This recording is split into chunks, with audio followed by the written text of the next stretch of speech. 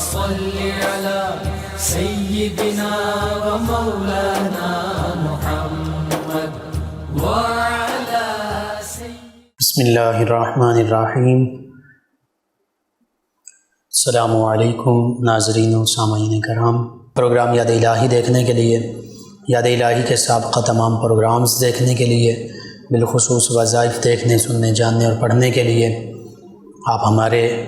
YouTube channel یاد الہی یعنی YADE_EILAHI یوٹیوب چینل یاد الہی کو سبسکرائب بھی کیجئے، لائک بھی کیجئے، کمنٹس بھی کیجئے، تاکہ یاد الہی کے مختلف پروگرامز اور وظائف سے آپ مکمل رہنمائی حاصل کر سکیں۔ جی ناظرین و سامعین، پروگرام یاد الہی میں روزانہ عظیم ہستیوں کے تذکارے پاک کیے جاتے ہیں، اور اس کے ساتھ ساتھ کچھ ایسے موضوعات پر گفتگو ہوتی ہے جن سے آپ کو رہنمائی حاصل ہوتی ہے۔ آج سیدنا سلمان فارسی رضی اللہ تعالی عنہ آپ کے تذکارے پاک ہوں گے، آپ کے تذکارے خیر ہوں گے۔ اس سے پہلے کتاب الشفا سے آج کا خاص وظیفہ، بھوک کی کمی کا روحانی علاج۔ بعض اوقات بھوک بالکل ختم ہو جاتی ہے، کم ہو جاتی ہے، کھانا کھانے کو دل نہیں کرتا اور کھایا بھی نہیں جاتا، تو ایسے لوگوں کے لیے روحانی علاج بھوک کی کمی کا۔ اگر کسی شخص کو بھوک کم لگتی ہو یا بالکل ہی نہ لگتی ہو تو اسے چاہیے کہ وہ سورۃ الشعراء، اس کی آیت مبارکہ 79، سورۃ الشعراء 19ویں پارے میں ہے، اس کی آیت مبارکہ 79 یعنی آیت مبارکہ 79، اس آیت مبارکہ کو 41 مرتبہ پڑھ کر کھانے پر دم کرے اور وہ کھانا کھائے۔ یعنی جس شخص کو بھوک کم لگتی ہو تو وہ سورۃ الشعراء کی آیت مبارکہ 79 41 مرتبہ کھانے پر دم کر کے کھانا کھائے، اس کو وہ کھانا کھلایا جائے۔ اور اگر بالکل بھوک نہ لگتی ہو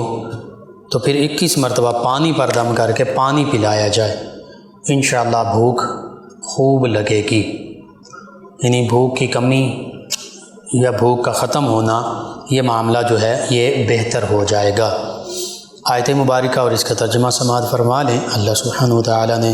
جو ارشاد فرمایا، اعوذ باللہ من الشیطان الرجیم، بسم اللہ الرحمن الرحیم، والذی هو یطعمنی ویسقین۔ یہ سیدنا ابراہیم علیہ السلام کے کلمات ہیں اور ان کی دعا بھی ہے اس میں، اور اللہ تعالیٰ کی نعمتوں کا وہ شکر بھی ادا فرما رہے ہیں۔ تو یہ سورۃ الشعراء میں انہوں نے اللہ کی بارگاہ میں یوں عرض کیا کہ وہی اللہ ہے جو مجھے کھلاتا ہے، جو مجھے پلاتا ہے۔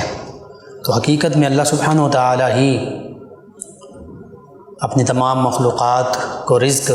عطا فرماتا ہے، کھلاتا پلاتا ہے۔ اللہ سبحانہ وتعالی ہی رزاق ہے، رازق ہے، رزق عطا فرمانے والا ہے۔ تو سیدنا ابراہیم علیہ السلام اسی نعمت کا ذکر فرما رہے ہیں اور اللہ تعالیٰ کی بارگاہ میں شکر بھی کر رہے ہیں کہ والذی هو یطعمنی ویسقین۔ اللہ تعالیٰ کی وحدانیت، اللہ تعالیٰ کی رزاقیت، اللہ تعالیٰ کا خالق ہونا، اس کا ذکر کریں کہ وہ اللہ ہی ہے، یہ اللہ ہی کی شان ہے جو مجھے کھلاتا بھی ہے اور مجھے پلاتا بھی ہے۔ اور ہر انسان کا یہی معاملہ، ہر انسان کو اللہ سبحانہ وتعالی ہی کھلاتا پلاتا ہے، یعنی رزق عطا فرماتا ہے۔ تو بالکل بہت مجرب عمل ہے یہ۔ بھوک بالکل ختم ہو گئی ہو یا بھوک کم لگتی ہو تو ضرور اس عمل کو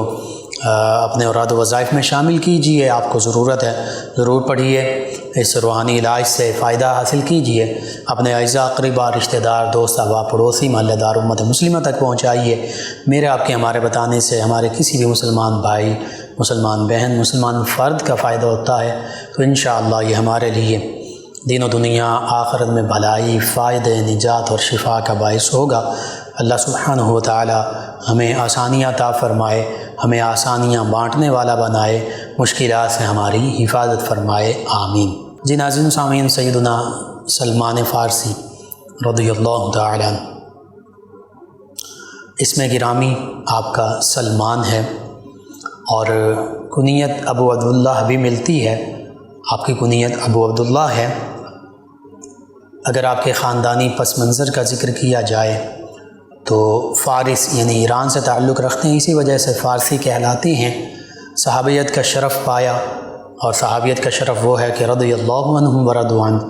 اللہ ان ہستیوں کے لیے ارشاد فرماتا ہے کہ یہ وہ ہستیاں ہیں کہ اللہ سبحانہ و تعالیٰ ان تمام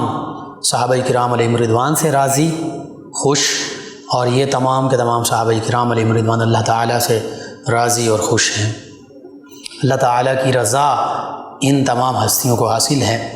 اور پھر صحابیت ایسا شرف ہے کہ یہ بزور بازو حاصل نہیں کیا جا سکتا، یعنی کوئی کہے کہ معاذ اللہ ثم معاذ اللہ آج میں صحابی بن سکتا ہوں، نہیں۔ صحابہ کرام وہی تھے کہ جنہیں نبی کریم صلی اللہ علیہ وآلہ وسلم کی ظاہری آیات مبارکہ میں ایمان کی حالت میں نبی کریم صلی اللہ علیہ وآلہ وسلم کی صحبت، معیت، رفاقت اور زیارت کا شرف حاصل ہوا۔ تو انہوں نے وہ کم و بیش 1,24,000 1.5 لاکھ تک کا بھی ذکر ملتا ہے، یہ صحابہ کرام علیہم رضوان کی تعداد تھی، یعنی 1.25 لاکھ سے 1.5 لاکھ کے درمیان صحابہ کرام علیہم رضوان کی کل تعداد ہے۔ اور ان سب کے لیے اللہ نے فرما دیا وَكُلًّا وَعَدَ اللَّهُ الْحُسْنَىٰ کہ اللہ تعالیٰ نے تمام صحابہ کرام علیہم رضوان کے ساتھ جنت کا وعدہ فرمایا ہے۔ احادیث مبارکہ میں صحابہ کرام علیہم رضوان کو زمین والوں کے لیے امان فرمایا گیا کہ یہ اہل ارض کے لیے امان ہیں، یعنی امن کا باعث ہیں۔ اور صحابہ کرام علیہم رضوان کے لیے یہ بھی فرما دیا کہ یہ چونکہ نبی کریم صلی اللہ علیہ وآلہ وسلم کے ساتھ ان کی نسبت ہے، متصل ہیں، جڑے ہوئے ہیں، تو اس لیے فرمایا کہ ان کا قرن جو ہے، ان کا جو زمانہ ہے، یعنی نبی رحمت صلی اللہ علیہ وآلہ وسلم اور صحابہ کرام علیہم رضوان کا زمانہ، فرمایا خیر القرون قرنی، یہ سب سے بہترین زمانہ ہے۔ اور پھر جو ان سے متصل ہیں، یعنی جنہوں نے صحابیت صحابہ کرام علیہم رضوان سے ان کی زیارت کا شرف پایا، ایمان کی حالت میں ان کی معیت اور رفاقت اختیار فرمایا پھر وہ زمانہ بہتر ہے، یعنی تابعین اعظام علیہم رضوان۔ پھر فرمایا ثم الذین یلونہم، پھر جنہوں نے تابعین اعظام علیہم رضوان کی ایمان کی حالت میں معیت، رفاقت پائی، زیارت کی، پھر ان کا زمانہ سب سے بہتر ہے۔ تو یوں حقیقت یہ ہے کہ نبی رحمت صلی اللہ علیہ وآلہ وسلم، آپ کے صحابہ کرام علیہم رضوان کا عہد مبارکہ یہ سب سے بہتر زمانہ تھا، سب سے نورانی پر نور زمانہ یہی تھا۔ پھر تابعین اعظام علیہم رضوان، پھر تبع تابعین اعظام علیہم رضوان، اور اسی طرح درجہ بدرجہ۔ وجہ یہی ہے کہ ان تمام صحابہ کرام علیہم رضوان کو نبی کریم صلی اللہ علیہ وآلہ وسلم کے ساتھ وہ نسبت حاصل ہوئی کہ جو کائنات میں دیگر لوگوں کو حاصل نہیں ہے، یعنی کوئی اللہ کا ولی ہو سکتا ہے، کوئی غوث ہو سکتا ہے، کوئی قطب ہو سکتا ہے، کوئی ابدال ہو سکتا ہے، کوئی قلندر ہو سکتا ہے، کوئی عالم ہو سکتا ہے، کوئی فقیہ ہو سکتا ہے، کوئی مفتی، کوئی قاضی ہو سکتا ہے، کوئی نجباء میں سے ہوں گے، کوئی قطباء میں سے ہوں گے، کوئی قطب ہوں گے، بڑے مقام ہیں یہ، لیکن یہ تمام، حتیٰ کہ یہ تمام جو میں نے مختلف مقامات کا ذکر کیا، اولیاء اللہ کے، علماء کے، صلحاء کے، عرفاء کے، یہ سبھی اکٹھے ہو جائیں، حالانکہ ان کی بڑی شان ہے، یہ ان کی توہین کے طور پر نہیں، معاذ اللہ، یہ صحابہ کرام کی شان یہ ہے کہ اگر تمام اولیاء کاملین صالحین بھی اکٹھے ہو جائیں، کسی ایک صحابی رضی اللہ تعالیٰ عنہ کی گرد راہ کو بھی نہیں پہنچ سکتے۔ وجہ صرف یہ ہے کہ صحابہ کرام علیہم رضوان کو نبی کریم صلی اللہ علیہ وآلہ وسلم کی ظاہری طور پر زیارت، عہد مبارکہ اور ایمان کی حالت میں آقا کریم صلی اللہ علیہ وآلہ وسلم کی معیت اور رفاقت حاصل رہی۔ یہ مقام و مرتبہ، یہ شان انہی کا خاصہ ہے، اور یہ وہ ہستیاں جنہوں نے نبی کریم صلی اللہ علیہ وآلہ وسلم سے براہ راست قرآن مجید فرقان حمید اخذ کیا، سنا، حاصل کیا، سماعت کیا اور اسے یاد کیا، اپنے سینوں میں محفوظ کیا، کتابی صورت میں محفوظ کیا، یہ وہ ہستی ہیں جنہوں نے نبی کریم صلی اللہ علیہ وآلہ وسلم سے حدیث مبارکہ سامنے بیٹھ کر سنی، براہ راست سماعت کی، نبی کریم صلی اللہ علیہ وآلہ وسلم کی سیرت مبارکہ اپنی آنکھوں سے ملاحظہ کی، نبی کریم صلی اللہ علیہ وآلہ وسلم کے معمول مبارکہ، سنن مبارکہ خود اپنی آنکھوں سے دیکھے اور ان پر عمل پیرا ہوئے۔ تو حقیقت یہ ہے، اور اسلام کی حقیقی تعلیمات انہوں نے آقا کریم صلی اللہ علیہ وآلہ وسلم سے براہ راست پائی، وہ تعلیمات پائیں تو انہی تعلیمات کو پوری دنیا تک پھیلایا۔ تو یہ حقیقت میں وہ ہستیاں ہیں جن کا مقام وراء الورا ہے، انبیاء کرام علیہ السلام کے بعد سب سے افضل و اعلیٰ، برتر و بالا یہی صحابہ کرام علیہم الرضوان ہیں۔ انہی میں سے ایک عظیم ہستی سیدنا سلمان فارسی رضی اللہ تعالیٰ عنہ، آپ ایران کے علاقے اصفہان کے رہنے والے تھے، اور ایران اس دور میں فارس کہلاتا تھا، اسی لیے آپ فارسی کہلاتے ہیں۔ اور آپ کا خاندان، آپ کا والد وہ مجوسی تھا، زرتشت یعنی آگ کی پوجا کرنے والے مذہب سے تعلق رکھتا تھا، آگ کو اپنا خدا کہتے تھے۔ اور سیدنا سلمان فارسی رضی اللہ عنہ اپنے آبائی دین کے مطابق شروع میں آگ کی پوجا کرتے، آگ کا الاؤ روشن کرنا یہ آپ کی ذمہ داری تھی۔ اور زرتشت جو ہیں، مجوسی جو ہیں، ان میں عام طور پہ یہ ان کی کوشش ہوتی ہے کہ جس آگ کو وہ خدا کہتے ہیں وہ کبھی بجھنے نہ پائے، تو ان کی ڈیوٹی یہی تھی کہ آگ کا الاؤ ہمیشہ روشن کیے رکھیں۔ لیکن اللہ تعالیٰ نے ان کو ایمان کی دولت سے نوازنا تھا، اور ان کے دل میں طلب تھی، سچی طلب تھی ہدایت کی، ایمان کی، سچائی کی، روشنی کی، تو یہ آگ کی پوجا سے بیزار رہنے لگے، اور اسی دوران سچے دین کی طلب میں رہتے، لوگوں سے پوچھتے، حتیٰ کہ ایک وقت آیا انہوں نے آگ کی پوجا چھوڑ دی، اور عراق، شام، ان علاقوں میں مختلف اس دور میں، چونکہ سیدنا سلمان فارسی رضی اللہ عنہ کے حوالے سے بعض مورخین نے یہ لکھا ہے کہ یہ سیدنا عیسیٰ علیہ السلام کے تابعی بھی ہیں، نبی کریم صلی اللہ علیہ وآلہ وسلم کے صحابی ہیں اور سیدنا عیسیٰ علیہ السلام کے تابعی ہیں، کیونکہ ان کی عمر مبارکہ کے حوالے سے یہ ملتا ہے کہ ان کی ٹوٹل عمر مبارکہ بعض نے 350 سال لکھی اور اکثر نے 250 سال کا ذکر کیا ہے۔ تو سیدنا عیسیٰ علیہ السلام کے جو حواری یعنی صحابی تھے، جنہوں نے سیدنا عیسیٰ علیہ السلام کا زمانہ پایا، اور چونکہ پہلے انبیاء کرام علیہ السلام کی عام طور پر عمریں کافی ہوا کرتی تھیں،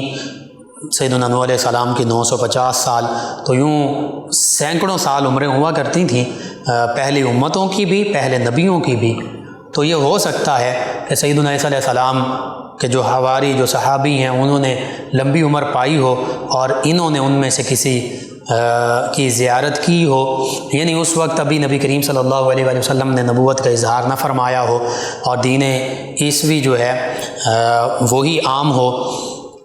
تو اس حوالے سے مورخین نے لکھا کہ یہ سیدنا عیسیٰ علیہ السلام کے تابعی بھی ہیں، یعنی ان کے جو صحابی ہیں، حواری، ان میں سے ایک کی یا ایک سے زیادہ کی انہوں نے زیارت کی۔ بہرحال یہ مختلف علاقوں میں،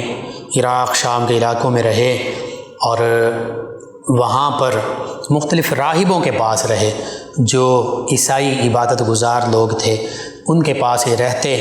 صرف حق اور سچ کی تلاش کے لیے۔ تو جب وہ عیسائی راہب وفات پانے لگتا تو وہ انہیں بتاتا کہ اب تم فلاں شخص کے پاس چلے جاؤ، وہاں تمہیں سچائی ملے گی۔ کرتے کرتے جب یہ آخری راہب کے پاس گئے تو جب اس کی وفات کا وقت قریب آیا تو اس نے کہا کہ اب سچائی جو ہے وہ نبی آخر الزمان صلی اللہ علیہ وآلہ وسلم کی صورت میں ظاہر ہو چکی ہے۔ جو اللہ کے آخری نبی ہیں وہ مدینہ طیبہ میں ان کی بعثت ہو چکی، مکہ المکرمہ میں بعثت ہو چکی ہے، اور اس راہب نے کہا کہ وہ ایسی سرزمین کی طرف ہجرت فرمانے والے ہیں کہ جو دو پہاڑوں کے درمیان کھجوروں کے باغات پر، نخلستان پر مشتمل ہے۔ دوسرا اس راہب نے کہا کہ وہاں پر وہ نبی آخر الزمان تشریف لائیں گے ہجرت کر کے، ان کی نشانی یہ بھی ہے کہ ان کے دونوں کندھوں کے درمیان مہر نبوت ہوگی۔ تیسرا اس نے یہ کہا کہ وہ نبی آخر الزمان جو آخری نبی ہیں، آخری رسول ہیں، ان کے بعد کوئی نبی اور کوئی رسول نہیں آنے تا قیام قیامت۔ تو اس راہب نے کہا کہ تیسری نشانی ان کی یہ ہے کہ وہ صدقہ کا مال نہیں کھاتے، ہدیہ اگر ان کی خدمت میں تحفہ پیش کیا جائے تو وہ اپنے لیے استعمال کرتے ہیں، وہ کھاتے ہیں۔ سیدنا سلمان فارسی رضی اللہ عنہ کو اس راہب نے حق کا راستہ دکھا دیا، بتا دیا۔ اب سیدنا سلمان فارسی جب اس راہب کا انتقال ہو گیا تو سیدنا سلمان فارسی رضی اللہ تعالی عنہ حق کی تلاش کے لیے وہاں سے نکل کھڑے ہوئے۔ حالات زمانہ ایسے کہ آپ کو غلام بنا لیا گیا، اور بعض روایت میں کہ 10 جگہ پر آپ کو بیچا گیا۔ ایک مالک آپ کو آگے بیچ دیتا، وہ آگے بیچ دیتا، اس طرح بکتے بکاتے آپ مدینہ طیبہ پہنچے۔ یعنی مدینہ طیبہ جسے پہلے یثرب کہا جاتا تھا، بیماریوں کی آماج گاہ، لیکن نبی کریم صلی اللہ علیہ وآلہ وسلم تشریف لائے تو مدینہ طیبہ ہو گیا، وہ طیبہ طابہ ہو گیا، پاکیزگی والا شہر بن گیا۔ تو سیدنا سلمان فارسی رضی اللہ عنہ کو مدینہ طیبہ کے ایک یہودی نے خریدا، وہ مدینہ طیبہ لے آیا۔ اسی دوران آپ کے کانوں میں یہ آواز پڑی کہ نبی آخر الزمان محمد مصطفیٰ صلی اللہ علیہ وآلہ وسلم یہ مدینہ طیبہ تشریف لانے والے ہیں۔ صحابہ کرام علیہم رضوان روزانہ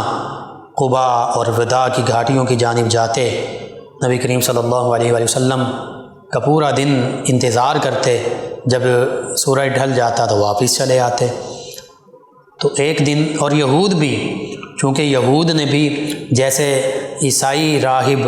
اور پادریوں نے اپنی کتابوں میں انجیل میں پڑھ رکھا تھا کہ نبی کریم صلی اللہ علیہ وآلہ وسلم جو آخری نبی آخری رسول ہیں،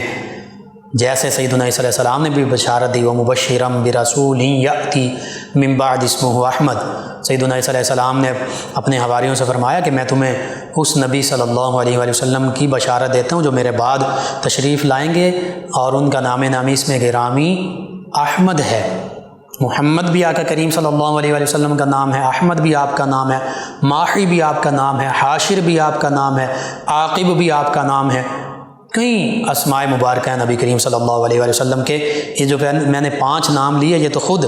نبی کریم صلی اللہ علیہ وآلہ وسلم نے ان اسماء کا ذکر فرمایا میں محمد ہوں، یعنی جس کی کائنات میں سب سے زیادہ تعریف کی گئی۔ اللہ سبحانہ وتعالی بھی جن کی تعریف فرماتا ہے، جن کے تذکرے بلند فرماتا ہے، وہ محمد صلی اللہ علیہ وآلہ وسلم اللہ کے آخری نبی، اللہ کے آخری رسول، سچے نبی سچے رسول ہیں۔ اور فرمایا میں احمد ہوں۔ احمد کا معنی جو اللہ کی سب سے زیادہ حمد و ثنا بیان کرے، اور حقیقت یہ اس کائنات میں اللہ کی سب سے زیادہ حمد و ثنا بیان کرنے والے وہ نبی کریم صلی اللہ علیہ وآلہ وسلم ہیں۔ پھر فرمایا میں ماحی ہوں، یعنی اللہ تعالیٰ کے پیغام حق کو لوگوں تک پہنچانے والا، زندہ کرنے والا۔ پھر یہ بھی فرمایا میں حاشر ہوں، اور ماحی کا ایک معنی یہ بھی ہے بدعتوں کو، تاریکیوں کو مٹانے والا، ظلمتوں کو، اندھیروں کو مٹانے والا۔ تو یہ بھی آپ کا اسم مبارک سراج منیرہ اللہ نے فرمایا، روشن چراغ، روشن سورج۔ اور پھر فرمایا میں حاشر ہوں، اور یہ بھی فرمایا کہ میرے قدموں میں لوگوں کو اکٹھا کیا جائے گا، میدان محشر قائم ہوگا۔ اسی طرح فرمایا میں عاقب ہوں، اور ساتھ ہی فرمایا عاقب کا معنی ہو جس کے بعد کوئی اور نہ ہو، جس کے بعد کوئی اور نبی نہ ہو۔ تو یوں نبی کریم اور سیدنا عیسیٰ علیہ السلام نے احمد نام اس لیے ذکر کیا کہ نبی کریم صلی اللہ علیہ وآلہ وسلم کا آسمانوں پر خاص نام احمد ہے، زمین پر خاص نام محمد ہے۔ سیدنا عیسیٰ علیہ السلام آسمان پر تشریف لے گئے، اللہ تعالیٰ نے انہیں آسمانوں پر اٹھا لیا، تو انہوں نے اس حوالے سے احمد نام کا ذکر کیا۔ اور بالخصوص سیدنا عیسیٰ علیہ السلام کلمۃ اللہ ہیں، روح اللہ ہیں، اللہ کی خاص روح، اللہ کا خاص کلمہ، تو اسی حوالے سے انہوں نے احمد اس اسم گرامی کا ذکر کیا۔ بہرحال نصارہ یعنی عیسائی بھی جانتے تھے، انجیل میں لکھا تھا کہ نبی کریم صلی اللہ علیہ وآلہ وسلم آخری نبی فاران کی چوٹیوں، فاران کی پہاڑیوں میں، یعنی مکہ المکرمہ کی پہاڑیاں، یہ فاران کی پہاڑیاں کہلاتی ہیں، یہاں تشریف لائیں گے اور مدینہ نخلستان، 2 پہاڑوں کے درمیان پتھریلی زمین نخلستان جو ہے کھجور کے باغات والی، وہاں ہجرت کر کے تشریف لے جائیں گے۔ یہ انجیل میں، تورات میں، سبھی کتابوں میں مرقوم ہے، لکھا ہوا۔ بعض کتابوں میں سے ان لوگوں نے تحریف کر دی، ان کتابوں میں، تمام آسمانی کتب میں تحریف ہو چکی، لیکن پھر بھی آج بھی یہ چیزیں کہیں نہ کہیں موجود ہیں، انجیل میں موجود ہیں، تورات میں موجود ہیں، نبی کریم صلی اللہ علیہ وآلہ وسلم کے تذکار پاک موجود ہیں۔ تو وہ عیسائی راہب نے بھی بتا دیا کہ آخری نبی صلی اللہ علیہ وآلہ وسلم مدینہ طیبہ تشریف لائیں گے ہجرت کر کے۔ ادھر مدینہ طیبہ کے یہودی بھی جانتے تھے، انہوں نے بھی تورات میں پڑھ رکھا تھا کہ آخری نبی صلی اللہ علیہ وآلہ وسلم جو ہوں گے وہ یہاں مدینہ طیبہ ہجرت کر کے تشریف لائیں گے۔ تو آقا کریم صلی اللہ علیہ وآلہ وسلم مکہ المکرمہ سے چلے، مدینہ طیبہ کی جانب رخت سفر باندھا، صحابہ کرام روزانہ انتظار کرتے، شام ڈھلے واپس پلٹ آتے۔ تو اور یہود بھی انتظار میں تھے، کچھ درختوں پر بیٹھا کرتے۔ تو ایک دن یوں ہی ہوا کہ سورج چمک رہا ہے، دن روشن ہے، تو یہود کے جو کچھ لوگ درختوں پر بیٹھے تھے انہوں نے یہ آواز بلند کی کہ اے مسلمانوں، تمہارے نبی صلی اللہ علیہ وآلہ وسلم تشریف لا چکے ہیں۔ دور سے جب انہوں نے دیکھا تو صحابہ کرام علیہ رضوان، صحابیات، مدینہ طیبہ کی بچیوں نے استقبال بھی کیا۔ سیدنا سلمان فارسی رضی اللہ عنہ نے بھی الفاظ سنے کہ محمد صلی اللہ علیہ وآلہ وسلم جو اللہ کے آخری نبی، آخری رسول ہیں، سچے نبی، سچے رسول، وہ تشریف لا رہے ہیں۔ ابھی یہ یہودی کے غلام ہیں۔ جب نبی کریم صلی اللہ علیہ وآلہ وسلم مدینہ طیبہ تشریف لائے تو انہوں نے سوچا کہ میں وہ جو 3 نشانیاں بتائی گئی تھیں، ایک نشانی تو یوں پوری ہو گئی کہ یہاں ہجرت کر کے تشریف لے آئے ہیں، اس 2 پہاڑوں کے درمیان نخلستان، کھجوروں کے باغات کے اس علاقے میں، یہ نشانی بھی پوری ہو گئی۔ پھر انہوں نے سوچا کہ میں باقی نشانیوں بھی دیکھتا ہوں۔ صدقہ کی کھجوریں چند لے کر آئے اور نبی کریم صلی اللہ علیہ وآلہ وسلم کی بارگاہ میں پیش کی اور عرض کیا کہ یہ صدقہ کی کھجوریں ہیں۔ تو فرماتے ہیں میں نے دیکھا نبی کریم صلی اللہ علیہ وآلہ وسلم نے ان میں سے کوئی بھی کھجور تناول نہیں فرمائی، بلکہ وہ ساری کی ساری کھجوریں اپنے غلاموں کو، صحابہ کرام علیہ رضوان کو عطا فرما دیں، اور انہوں نے فرمایا کہ اے میرے صحابہ، تم کھاؤ، تم تناول کرو۔ کہتے ہیں یہ نشانی ابھی یہ بھی پوری ہو گئی کہ صدقہ کا مال نہیں کھائیں گے۔ پھر کہتے ہیں کہ میں چند دن بعد پھر دوبارہ حاضر ہوا کھجوریں لے کر، اور میں نے عرض کیا کہ یہ آپ کے لیے ہدیہ ہیں، تحفہ ہیں، آپ تناول فرمائیے۔ تو نبی کریم صلی اللہ علیہ وآلہ وسلم نے ان میں سے خود بھی تناول فرمائیں اور صحابہ کرام علیہ رضوان کو بھی عطا فرمائیں، اور فرمایا صحابہ تم بھی کھاؤ۔ تو سیدنا سلمان فارسی رضی اللہ عنہ فرماتے ہیں کہ میں نے جان لیا کہ یہ دوسری نشانی بھی بالکل صحیح ہے، پوری ہو گئی، کہ جیسے عیسائی راہب نے کہا تھا کہ صدقہ کا مال نہیں کھائیں گے، ہدیہ جو تحفہ ان کی بارگاہ میں پیش کیا جائے گا وہ قبول کریں گے، وہ کھائیں گے، استعمال کریں گے۔ تو فرماتے ہیں یہ نشانی بھی پوری ہوئی، صدقہ میں نے آپ کی خدمت میں پیش کیا تو آپ نے خود تناول نہیں فرمایا، اور جب ہدیہ پیش کیا تو خود بھی تناول فرمایا۔ پھر فرماتے ہیں تیسری نشانی میں نے وہیں بیٹھے ہوئے دیکھ لیا کہ آپ کے دونوں کندھوں کے درمیان مہر نبوت تھی۔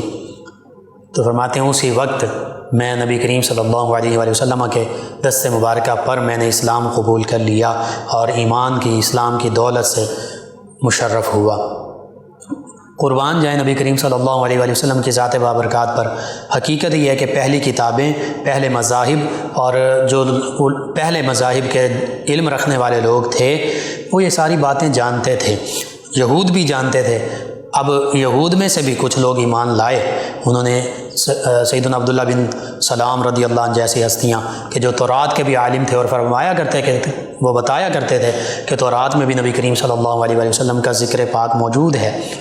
اسی وجہ سے وہ بھی انہوں نے سبھی نشانیاں اور معاملات دیکھے تو وہ بھی اسلام لے آئے۔ لیکن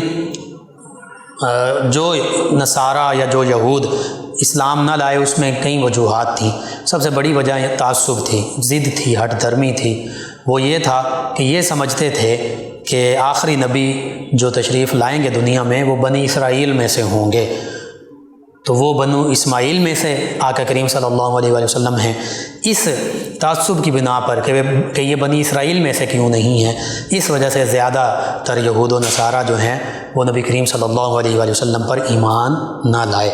ورنہ حقیقت میں وہ جانتے تھے کہ یہی اللہ کے آخری نبی ہیں، آخری رسول ہیں، سچے نبی سچے رسول ہیں۔ سیدنا سلمان فارسی رضی اللہ عنہ ایمان لائے، اسلام قبول کیا، اور پھر چونکہ ابھی بھی آپ یہودی کے غلام تھے، اب جب یہودی کو پتہ چلا کہ یہ اسلام لے آئے ہیں، انہوں نے اسلام قبول کر لیا، تو وہ آپ کو مزید تنگ کرنے لگا۔ آپ کی عمر زیادہ تھی، عمر رسیدہ تھے، ضعیف تھے، بوڑھے تھے، تو وہ آپ سے زیادہ کام لیتا۔ تو نبی کریم صلی اللہ علیہ وآلہ وسلم کی بارگاہ میں آپ نے اپنا سارا ماجرا عرض کیا کہ یا رسول اللہ صلی اللہ علیہ وسلم، میرا یہودی مالک جو ہے وہ مجھے یوں پریشان کرتا ہے۔ تو نبی کریم صلی اللہ علیہ وآلہ وسلم نے اس یہودی سے اس کو پیغام بھیجا کہ انہیں آزاد کر دو، ان کے بدلے کیا لینا چاہتے ہو۔ مختلف روایات ہیں، اور جس پر سبھی کا اتفاق وہ یہ ہے جو راجح قول ہے کہ کھجوروں کا ایک باغ اس نے کہا کہ مجھے تیار کر دیجئے، ایک باغ دے دیجئے، اور 9 اوقیہ سونا کا، 9 اوقیہ چاندی کا ذکر ملتا ہے، بعض روایت میں سونے کا بھی ذکر ملتا ہے،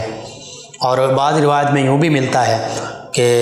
اس نے یہ کہا تھا کہ وہ کھجوروں کا باغ ایسا ہو کہ ایک دن میں وہ پھل لے آئے۔ تو نبی کریم صلی اللہ علیہ وآلہ وسلم، یہ بعض روایات میں ہے، اس پر مزید تحقیق کی بھی ضرورت ہے کہ نبی کریم صلی اللہ علیہ وآلہ وسلم نے سیدنا علی المرتضیٰ کرم اللہ وجہہ الکریم اور سیدنا سلمان فارسی رضی اللہ عنہ سے فرمایا کہ کھجوروں کی گٹھلیاں جمع کی جائیں۔ گٹھلیاں جمع کی گئیں، اور غالباً 600 کھجور کے درخت جو ہیں ان کا ذکر ملتا ہے۔ تو وہ گٹھلیاں نبی کریم صلی اللہ علیہ وآلہ وسلم، سیدنا علی المرتضیٰ کرم اللہ وجہہ الکریم نے وہ ان کے لیے جگہ کھودی۔ آقا کریم صلی اللہ علیہ وآلہ وسلم ان میں گٹھلیاں دباتے، یا سیدنا علی المرتضیٰ ان کو دیتے کہ آپ دباتے جاؤ۔ نبی کریم صلی اللہ علیہ وسلم نے وہ گٹھلیاں دبائیں، ان کو پانی دیا گیا۔ اب وہ یہودی یہ سارا معاملہ دیکھ رہے تھے، اور بعض روایت یہ موجود ہے کہ ان یہودیوں نے شام کے وقت جب آقا کریم صلی اللہ علیہ وسلم وہاں سے تشریف لے گئے تو انہوں نے وہ گٹھلیاں وغیرہ ساری نکال لی۔ اب جو انہوں نے گٹھلیاں نکالیں تو ان کی دانست وہ یہ سمجھ رہے تھے کہ چونکہ ہم نے گٹھلیاں نکال لی ہیں، اچھا یہ وہ جانتے تھے کہ نبی کریم صلی اللہ علیہ وسلم نے گٹھلیاں اب دبائی ہیں تو یہ ہو سکتا ہے ایک دن میں ہی باغ پھل لے آئے، اتنا انہیں یقین تھا، اور وہ جانتے تھے کہ یہ اللہ کے سچے نبی ہیں، لیکن دل سے ایمان نہ لائے، دل سے قبول نہ کیا۔ تو اب انہوں نے گٹھلیاں نکال لیں، اپنی دانش میں وہ یہ سمجھ رہے تھے کہ گٹھلیاں نکال لیں گے تو کہاں سے کھجوریں لگیں گی، اور حقیقت، ظاہری حقیقت یہی ہے کہ گٹھلیوں کے بغیر، بیج کے بغیر کبھی فصل نہیں ہوتی، کبھی پھل پھول درخت نہیں ہوتے، ظاہری حقیقت یہی ہے۔ لیکن ان اللہ علی کل شیء قدیر، بے شک اللہ تعالیٰ ہر چیز پر قادر ہے۔ اللہ کی قدرت کاملہ، نبی کریم صلی اللہ علیہ وآلہ وسلم کا معجزہ ظاہر ہوا کہ وہ گٹھلیوں کے بغیر وہ درخت لگے کھجور کے، اور ان پر کھجوریں آئیں، اور وہ کھجوریں بغیر گٹھلیوں کے تھیں۔ اور یہ جو آج مدینہ طیبہ سے بغیر گٹھلیوں کے کھجوریں آتی ہیں، یہ انہی درختوں اور انہی سے آگے جو درخت پھیلے اسی نسل میں سے ہیں۔ بہرحال یوں وہ کھجوروں کا باغ دیا گیا، 9 اوقیہ چاندی دیا گیا، بعض روایت میں سونے کا بھی ذکر ہے وہ دیا گیا، اور اس کے بدلے سیدنا سلمان فارسی رضی اللہ تعالیٰ عنہ یہ آزاد ہوئے۔ تو غزوہ بدر و احد کے موقع پر یہ غلام تھے، اس وجہ سے ان غزوات میں شامل نہ ہو سکے۔ غزوہ خندق 5 ہجری میں جو ہوئی، اس میں سیدنا سلمان فارسی رضی اللہ عنہ شامل ہوئے، خندق کھودنے میں بھی، بلکہ خندق کا مشورہ دینے میں سیدنا سلمان فارسی رضی اللہ عنہ ہی شامل تھے۔ آپ ہی نے یہ مشورہ دیا تھا اور عرض کیا تھا یا رسول اللہ صلی اللہ علیہ وسلم۔ اب اس موقع پر بھی کچھ صحابہ کرام علیہم رضوان، بالخصوص جو نوجوان تھے، ان کی یہ رائے تھی کہ ہم مدینہ طیبہ سے باہر جا کر لڑیں، اور کچھ صحابہ کرام علیہم رضوان کی یہ رائے تھی کہ ہم مدینہ طیبہ میں رہتے ہوئے مدافعت کریں، دفاعی جنگ لڑیں۔ نبی کریم صلی اللہ علیہ وآلہ وسلم نے بھی دفاعی جنگ یعنی مدینہ طیبہ میں رہ کر لڑنے کو پسند فرمایا، اور سیدنا سلمان فارسی رضی اللہ عنہ نے اس موقع پر عرض کیا کہ یا رسول اللہ صلی اللہ علیہ وسلم، جو کہ آپ ایران سے تھے، تو آپ نے عرض کیا کہ میں ایران سے ہوں، تو ہمارے علاقے میں یہ معمول ہے کہ جب کوئی جنگ ہوتی ہے تو قلعہ ہو یا شہر ہو تو اس کے ارد گرد خندق کھود دی جاتی، گہرے گڑھے کھود دیے جاتے ہیں، اور پھر دشمن کی فوج جو ہے وہ اسے پھلانگ نہیں سکتی۔ تو نبی کریم صلی اللہ علیہ وآلہ وسلم نے اس مشورے کو پسند فرمایا، مدینہ طیبہ کے گرد گہری خندق 5 میٹر گہرائی اس خندق کی، یعنی تقریباً کوئی 16-17 فٹ گہرائی، اسی طرح چوڑائی بھی 3 سے 5 میٹر، یعنی 12 سے یوں سمجھ لیجئے 10-12 سے لے کے 15-16 فٹ تک چوڑائی، اور لمبائی جو تھی وہ 3 سے 5 کلومیٹر مدینہ طیبہ کے گرد یہ خندق کھودی گئی۔ اور عرب میں خندق کھودنے کا پہلے رواج نہیں تھا۔ جب عرب آئے، احزاب بھی اسے کہتے ہیں، غزوہ احزاب، تمام قبائل مل کر آئے تو وہ حیران ہو گئے کہ یہ کیا معاملہ ہے، یہ گڑھے، یہ خندق کہاں سے آ گئی۔ وہ اپنی دانش میں جو معاذ اللہ ثم معاذ اللہ مدینہ طیبہ کو اپنی دانش میں مدینہ طیبہ یا مسلمانوں کو ختم کرنے آئے تھے، وہ خائب و خاسر ہو کر لوٹے۔ اور اسی موقع پر نبی کریم صلی اللہ علیہ وآلہ وسلم نے جب یہ دیکھا کہ انصار صحابہ کرام علیہ رضوان کہتے ہیں کہ سلمان ہم میں سے ہیں، یعنی انصار صحابہ کرام میں سے ہیں، مہاجر صحابہ کرام کہہ رہے ہیں کہ سلمان ہم میں سے ہیں، تو نبی کریم صلی اللہ علیہ وآلہ وسلم نے اس موقع پر فرمایا سلمان منا اہل البیت، کہ سلمان رضی اللہ عنہ یہ تو ہمارے اہل بیت میں سے ہیں۔ اور سلمان الخیر ان کے لیے فرمایا کہ یہ سلمان تو خیر والے ہیں، بھلائی والے ہیں۔ اور خود سیدنا سلمان فارسی رضی اللہ عنہ سے جب پوچھا جاتا کہ آپ کا سلسلہ نسب کیا، آپ کے آباء و اجداد کا نام کیا ہے، آپ کے والد کا نام کیا، تو آپ فرمایا کرتے تھے کہ اور آپ کا نام کیا ہے، آپ کا نسب پوچھا جاتا تو آپ فرماتے میرا نسب، میرا نام یہ ہے سلمان بن اسلام بن اسلام بن اسلام، یعنی میں دین اسلام کا بیٹا سلمان ہوں۔ تو یوں کیسے ایران، عراق، شام، فلسطین ان علاقوں سے ہوتے ہوئے مختلف راہبوں کے پاس رہتے ہوئے اسلام کی حق کی تلاش میں مدینہ طیبہ پہنچے، اور بالآخر اللہ تعالیٰ نے آپ کو حق عطا فرما دیا، ان اسلام کی دولت سے نوازا۔ آج بھی اس سے یہ پتہ چلتا ہے کہ آج بھی اگر کوئی بھی غیر مسلم حق کی، اسلام کی جستجو اور طلب رکھتا ہے تو بے شک وہ قرآن مجید فرقان حمید کا مطالعہ کرے، تعصب سے ہٹ کر وہ احادیث مبارکہ کا مطالعہ کرے، وہ نبی کریم صلی اللہ علیہ وآلہ وسلم کی سیرت مبارکہ کا مطالعہ کرے، صرف اس نیت سے کہ اللہ تعالیٰ مجھے حق اور سچ عطا فرما دے، تو انشاءاللہ اس کے دل میں، اس کے قلب کی گہرائیوں میں اسلام کی روشنی، حق اور سچ کی روشنی داخل ہو جائے گی، اور وہ اس بات کو تسلیم کرے گا کہ صرف اللہ ہی معبود ہے، اللہ ہی خالق مالک رازق ہے، اللہ تعالیٰ ہی عبادت کے لائق ہے، اللہ کے سوا کوئی معبود نہیں۔ اور کوئی تثلیث کا عقیدہ کہ 3 خدا، یا بعض نے، یہود نے سیدنا عزیر علیہ السلام کو خدا کہا، نصارہ یعنی عیسائیوں نے سیدنا عیسیٰ علیہ السلام کو خدا کہا، تو بالکل یہ باطل عقیدے ہیں۔ جب قرآن، حدیث، نبی کریم صلی اللہ علیہ وآلہ وسلم کی سیرت مبارکہ پڑھیں گے اور غور کریں گے، عقلی طور پر بھی غور کریں گے، تو اس نتیجے پر پہنچیں گے کہ اللہ ایک ہی ہے، خدا ایک ہی ہے، وہ اللہ ہے۔ قل هو اللہ احد، بے شک فرما دیجئے کہ وہ اللہ ایک ہے، 2 یا 3 یا زیادہ خدا نہیں ہیں۔ اللہ الصمد، وہ بے نیاز ہے، یعنی وہ لوگوں کا بنایا ہوا، لوگوں کا گھڑا ہوا نہیں ہے، یعنی وہ بت نہیں ہے کہ لوگوں نے بنا دیا ہو، یا کوئی عام بندہ یا اللہ کا نبی نہیں کہ لوگوں کے کہنے سے خدا بنا دیا گیا، نہیں، وہ خود اللہ ہے، وہ خود خدا ہے، اسی نے اپنے انبیاء و مرسلین علیہ الصلاۃ و تسلیم کو بھیجا ہے، وہ بے نیاز ہے، وہ کسی کا محتاج نہیں ہے۔ اللہ الصمد کا یہ معنی ہے۔ یہ چاہے انبیاء کرام علیہ السلام ہوں بڑی شان والے، لیکن اللہ تعالیٰ کی مخلوق ہونے کے حوالے سے اللہ کے محتاج ہیں، لیکن بڑی شان والے ہیں، کوئی تنقیص نہیں، کوئی ان کی شان میں ایسی بات نہیں، لیکن اللہ کی مخلوق ہیں، خدا نہیں ہیں۔ اسی طرح بت، یہ سارے معاملات، تو آج بھی اگر کوئی اسلام کی، سچ کی، حق کی روشنی چاہتا ہے تو وہ تعصب کے بغیر قرآن مجید فرقان حمید کو پڑھے، سیرت مبارکہ، احادیث مبارکہ کو پڑھے، علماء بالخصوص وہ جو محقق علماء ہیں ان کے پاس بیٹھے، ان سے سوال جواب کر سکتا ہے، ان سے پوچھ سکتا ہے، رہنمائی لے سکتا ہے، انشاءاللہ اللہ تعالیٰ اسلام کی دولت سے نوازے گا۔ اگر حق اور سچ کی طلب ہے، جستجو ہے، دل میں یہ چیز ہے، جیسے سیدنا سلمان فارسی رضی اللہ عنہ کو اللہ تعالیٰ نے اسلام کی دولت سے نوازا۔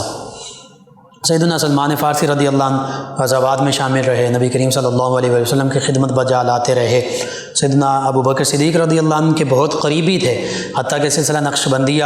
کا جب ہم ذکر کرتے ہیں تو اس میں جو سیدنا ابو بکر صدیق رضی اللہ عنہ سے متصل ہے، تو اس میں سیدنا نبی کریم صلی اللہ علیہ وسلم کے بعد سیدنا ابو بکر صدیق اور پھر ان کے بعد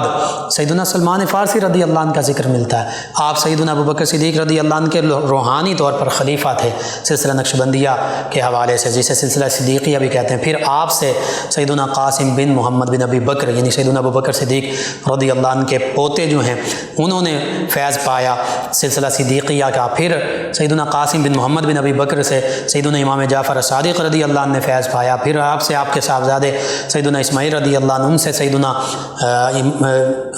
سیدنا بایزید بستامی رحمۃ اللہ تعالی علیہ، اسی طرح چلتے چلتے پھر یہ حضرت خواجہ بہاؤالدین نقشبند رحمۃ اللہ تعالی علیہ، حضرت مجدد الفسانی علیہ رحمہ، حتیٰ کہ یہاں برصغیر پاک و ہند میں مزید آگے چلتے ہوئے کئی نقشبندی مجددی خانوادوں تک پہنچا، جن میں شرق پور شریف، کرما والا شریف، چورا شریف، موہرا شریف، موہری شریف، کتنے گھمکول شریف، کتنے آستانے ہیں نقشبندیہ سلسلے کے، قمبر شریف، شہداد کوٹ، سندھ، دیگر صوبوں میں۔ تو یہ یوں سیدنا سلمان فارسی رضی اللہ عنہ سلسلہ نقشبندیہ میں سیدنا ابو بکر صدیق رضی اللہ عنہ کے بعد دوسرے نمبر پر آپ کا نامی اس میں گرامی آتا ہے۔ پھر سیدنا عمر فاروق اعظم رضی اللہ عنہ کے عہد مبارکہ میں مدائن کے گورنر بنائے گئے اور بڑی سادہ زندگی گزاری، سادہ کھانا ہوتا تھا، سادہ آپ کی رہائش ہوتی تھی، حتیٰ کہ آپ کے جو مواخات جن کے ساتھ کی گئی، سیدنا ابو دردہ رضی اللہ عنہ، ان کے ساتھ نبی کریم صلی اللہ علیہ وسلم نے آپ کو بھائی بنایا، تو وہ بھی ایک علاقے کے گورنر بنائے گئے۔ تو ان کو آپ نے نصیحت کی کہ میرے بھائی، نبی کریم صلی اللہ علیہ وسلم کے ظاہری وصال کے بعد اگرچہ اللہ کی نعمتیں ہم پر مزید وسیع ہو گئیں، ظاہری نعمتیں، کھانا پینا، لباس، مال و دولت، لیکن فرماتے ہیں کہ ہمیں چاہیے کہ ہم اسی طرح زندگی بسر کریں، سادگی کے ساتھ، فقر کے ساتھ، جس طرح نبی کریم صلی اللہ علیہ وسلم نے بسر کی اور جس طرح ان کی حیات مبارکہ میں ہم بسر کیا کرتے تھے، اور موت کی طرف لوگوں کو دھیان دلوایا کرتے تھے۔ بہرحال سیدنا عمر فاروق اعظم رضی اللہ عنہ، پھر سیدنا عثمان ذو النورین رضی اللہ عنہ، ان کے عہد مبارکہ میں مدائن کے گورنر رہے اور لوگوں کے ساتھ انصاف کا معاملہ کیا، حتیٰ کہ ایک موقع پر ایک شخص مدائن کا، اسے نہیں پتہ تھا کہ آپ گورنر ہیں یا صحابی رسول ہیں، تو وہ بازار میں آپ جا رہے ہیں تو سامان اس کا پڑا ہے، وہ آپ سے کہنے لگا کہ اللہ کے بندے یہ سامان اٹھاؤ اور میرے گھر پہنچاؤ۔ آپ نے خاموشی کے ساتھ وہ سامان اٹھایا اور اس کے گھر کی طرف چل پڑے۔ راستے میں ایک شخص نے دیکھا جو آپ کو جانتا تھا کہ یہ تو صحابی رسول ہیں، تو اس نے اس اللہ کے بندے سے کہا کہ اللہ کے بندے، یہ صحابی رسول ہیں، تم ان سے سامان اٹھوا رہے ہو۔ تو اس نے پھر معذرت بھی کی، معافی بھی مانگی، لیکن آپ نے فرمایا نہیں، کوئی ایسا مسئلہ نہیں ہے، فرمایا میں نے سامان اٹھایا ہے تمہاری مدد کی نیت سے، میں اب تمہارے گھر تک پہنچا کر رہوں گا۔ یہ ان ہستیوں کا مقام و مرتبہ، عاجزی، ان کی ساری سادہ زندگی بسر کی، آج کے حکمرانوں کے لیے بھی اس میں بہت بڑا درس عبرت ہے کہ آج پروٹوکول اور کیا کیا معاملات ہیں، ان ہستیوں کا کوئی پروٹوکول نہیں ہوتا تھا، ایسے سادگی کے ساتھ زندگی گزارا کرتے تھے۔ بہرحال سیدنا سلمان فارسی رضی اللہ عنہ، سیدنا علی المرتضیٰ کرم اللہ وجہ کریم کے عہد مبارکہ میں آپ بیمار ہوئے، ابتدائی عہد مبارکہ میں، خلافت جو عہد خلافت اس میں، اور غالباً 36 ہجری میں آپ کا وصال ہوا، اور مدائن میں ہی آپ کا مزار مبارکہ موجود ہے، آج بھی لوگ وہاں حاضر ہوتے ہیں، فیوز و برکات پاتے ہیں، اور آپ کے حوالے سے یہ ملتا ہے کہ کم از کم آپ کی عمر مبارکہ جو ہے وہ 150 بھی کچھ نے ذکر کی، لیکن 250 کا زیادہ نے ذکر کیا کہ 250 سال آپ کی عمر مبارکہ تھی، اور بعض نے 350 سال کا ذکر کیا۔ اتنی طویل آپ نے عمر پائی، اور نبی رحمت صلی اللہ علیہ وآلہ وسلم کی صحابیت اور غلامی کا یہ اعزاز و شرف پایا۔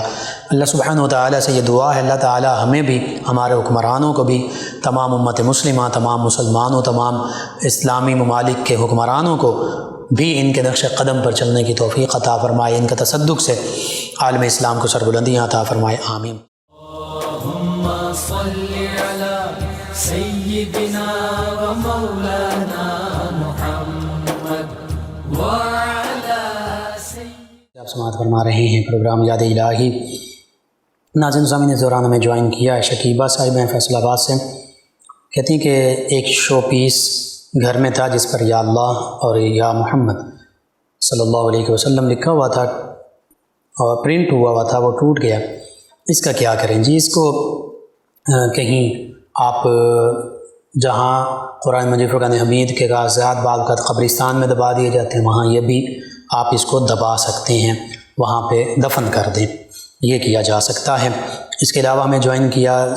31 गाफ बे सतियाना से मोहम्मद शाबान साहिब, कहते हैं अस्सलामु अलैकुम जी, क्या हाल है जी? वालेकुम सलाम अल्हम्दुलिल्लाह। कहते हैं बीमारों के लिए दुआ कर दें जी, अल्लाह ताला तमाम बीमारों को शिफाए कामिला आजिला अता फरमाए। मरियम शकील साहिबा हैं, कहती हैं सलाम भाई जी। वालेकुम सलाम। कहती हैं माशाअल्लाह बहुत अच्छा प्रोग्राम, अल्लाह ताला आपको कामयाब करे। और नात का कहा इस करम का करूँ शुक्र कैसे अदा। जी हम कोशिश करेंगे इसको अपनी नशरियात में शामिल करें। 1 से 2 बजे नातें होती हैं, आप समात करते रहें। लुकमान एक और हमारे लिसनर कहते हैं लुकमान भैया अस्सलामु अलैकुम, क्या हाल है जी? वालेकुम सलाम अल्हम्दुलिल्लाह। नाम इन्होंने नहीं लिखा, कहते हैं नज़र बद के लिए वजीफ़ा बता दें जी। नज़र बद के लिए सूरह नून वल क़लम मा यस्तरून, सूरह मुल्क के बाद जो दूसरी सूरत है 29वें पारे की, इसकी आखिरी 2 आयात बय्यिनात बिस्मिल्लाहिर्रहमानिर्रहीम के साथ 3 मरतबा पढ़ कर नज़र बद वाले पर दम कर दें, पानी पर पढ़ के दम पानी पिला दें, इंशाअल्लाह अल्लाह ताला बेहतरी फरमाएगा। अली साहिब हैं, इन्होंने कहा जी आपस में मोहब्बत के लिए कोई वजीफ़ा। हाँ जी, घर वाले, बहन भाई, वालिदैन, औलाद, हत्ता कि मियाँ बीवी के दरमियान मोहब्बत के लिए वजीफ़ा या वदूदु, इसको कसरत से पढ़ें, या वदूदु। कायनात साहिबा हैं, कहती हैं अस्सलामु अलैकुम भाई जी। वालेकुम सलाम।